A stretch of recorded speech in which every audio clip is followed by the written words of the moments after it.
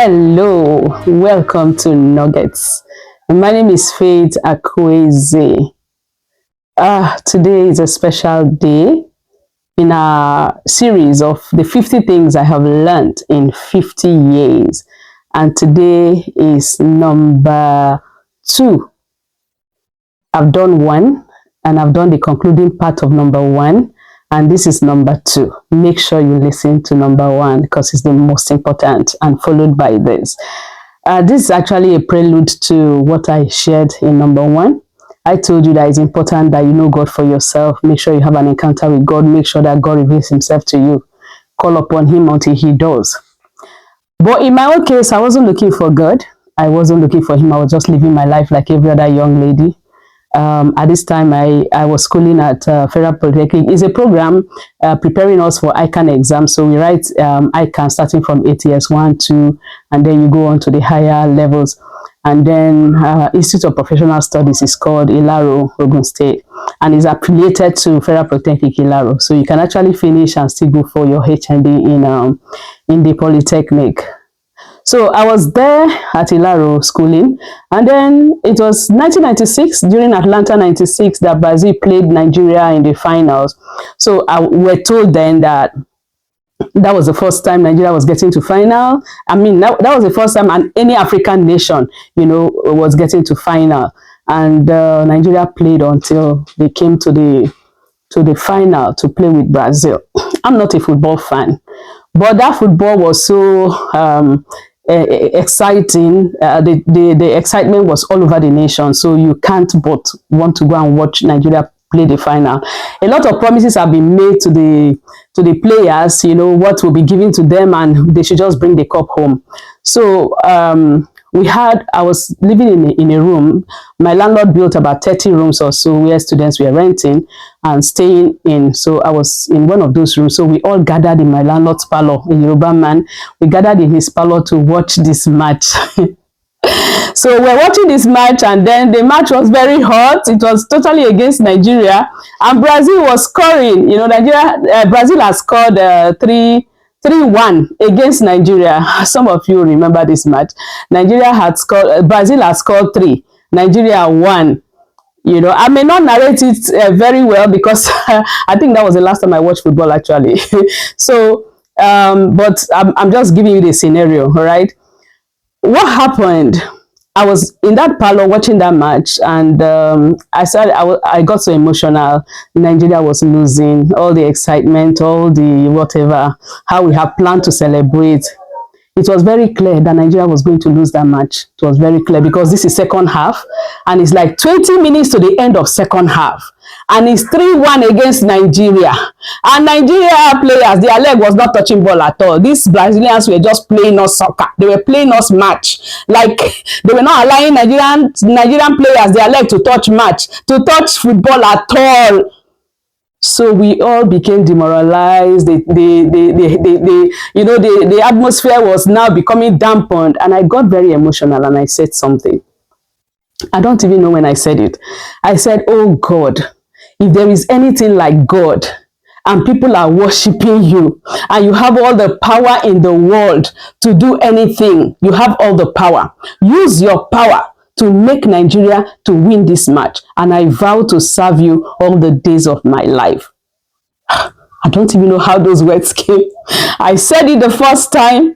Some Christians, because we had some believers, people we know that, we used to call them born again people. We had them, seated. You can imagine how serious that match was, that even our born again sister them, we were inside that parlor watching that match. So they turned and looked at me like, "What? Do you know the gravity of what you're saying?" Me, I didn't care. I just wanted anything that would make Nigeria to win. They turned and looked at me. They removed their eyes. I don't even know why they were looking at me. After some time, I said it again. "Oh God, if there is anything like God, and people are worshiping, and you have all the power in the world, use your power to make Nigeria win this match, and I vow to serve you all the days of my life." 5 minutes, less than 5 minutes after that statement, things began to happen. Things began to happen. Before we knew it, this one now was like 15 minutes to the end of the match.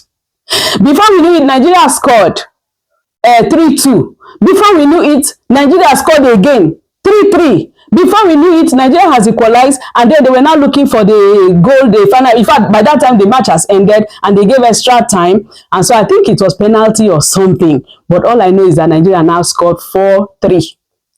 4-3. Nigeria won the match. We started dancing, we started celebrating, we started drinking and playing drum. That night, that match ended around after 9. This is like 1996, but I can remember it like yesterday because of the encounter I had.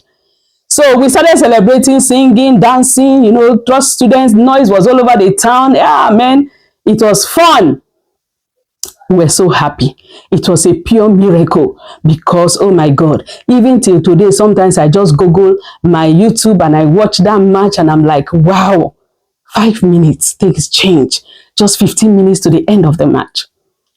And so I started living my life. So the next day, those born again sisters, they said, remember what you said. I said, I beg, Nigeria has won the match. That's what I wanted. I just wanted Nigeria to win, and that was all. I said, I beg, don't remind me anything. What matters was that Nigeria has won. But that was never the case, my friends. That was never the case. After that encounter, what I started noticing was that this is me that ordinarily we have this Naifes. They have their family house, you know, just a fence demarcates their family house to our hostel, to where we are living. So every day, every weekend, they will pair themselves 2 by 2, a boy and a girl. They will come to my room. They will go to every other room. They are just, you know, trying to do evangelism. Immediately they enter my room, I will tell them, please, I'm going out, I don't have time. I will chase them out. And then I'll look at the brother and say, this fine boy too, they carry Bible. I was making fun of them. So I noticed that what happened was that after that incident, I started hearing voices on my own. Nobody, I live alone. But each time I want to take my bath, I want to eat, I want to go anywhere, I want to live my life the way I used to live before, I will hear a voice clearly telling me, I have done my own part, what about yours? I have done my own part, what about yours? I want to eat, I have done my own part, what about yours? I want to drink, I have done my own part, what about yours? I want to dress and go out to parties like with my friends, I have done my own part, what about yours? I became restless. This voice continued to follow me. I say, which market did I buy like this? What did I do wrong? I want to live my life. What is this? The voice continued to follow me. It won't allow me. I lost my peace. I was no longer comfortable with the things I was comfortable doing before. There was this conviction. There was this, honestly speaking, I say, I can't do this. Oh, I can't do this born again thing. I can't do this God thing. I just want to live my life as a young girl. The voice never left me. So in that season, there was a program on campus. Naifes organized a program. They invited a man of God from Abeokuta, and they gave me the flyer. I saw myself in that program. When the altar call was made, I saw myself. In fact, that very night, I was the only one that stood out, that went out for the altar call. I stood up from my seat and I went to the front and I was prayed for the sinner's prayer. And then the moment I did that, I now began to hear the voice now more audibly. You know, it will tell me how much he loves me. It will tell me I shouldn't dress like this. I shouldn't live like this. I should do everything he was telling me. Nobody taught me. The Lord discipled me by himself before I even joined a Bible church, you know, to learn more. The Lord began to disciple me. I would ask him questions. He will answer me. He told me what to do and what not to do. It became the most beautiful relationship I've ever had in my life. He told me how much he loved me. He told me how to stop the life I was living. I was no longer comfortable joining my friends, you know, to our normal outing. I was no longer comfortable joining them because he wouldn't allow me. I was restricted. And then the believers too could not accept me because, of course, by my lifestyle on campus, they felt I cannot be saved. Of course, they felt that this type, imagine somebody who used to drive away people who come to preach to her, so they know I was against the gospel. I go to church, I go to Orthodox church, but I didn't want to see Pentecostals with my eyes, right? So I would chase them away. So they believe I was never going to be in their fold. So they didn't see me as able to be saved. And then my friends also saw that something has changed about me and they couldn't accommodate me anymore.